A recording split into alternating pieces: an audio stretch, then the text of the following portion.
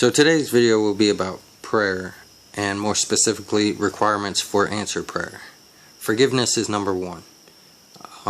It's talked about in Matthew 18, Ephesians 4:31 and 32, and Psalm 66 verses 16 through 20.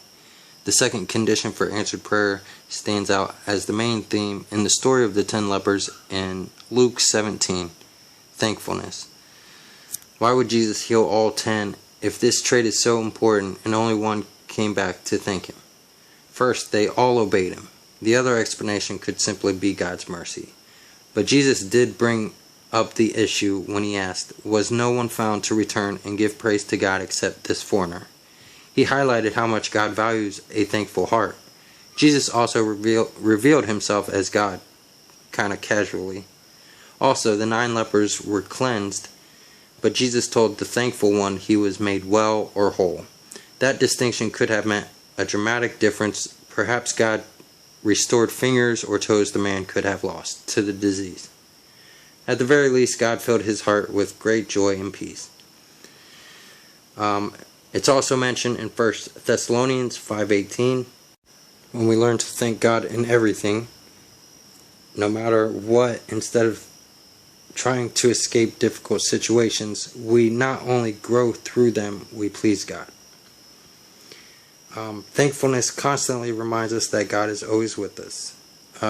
Encourages us to search for God's purpose even in the midst of our pain, and helps us submit our human will to God's divine will, so we have a change of attitude. Reminds us how helpless we are without in every situation, so that our weakness can become his strength. Forms a stronger trust in God in our hearts while we are walking through the valley of dark circumstances. It also lends a key to finding joy that means peace and contentment.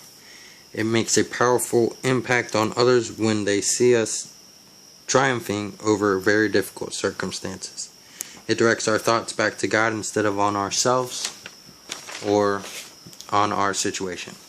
It gives us new spiritual energy, like recharging our batteries. It removes anxiety and replaces it with indescribable peace. A third condition for answered prayer is boldness. It's talked about in Luke chapter 11 verses 8 through 13.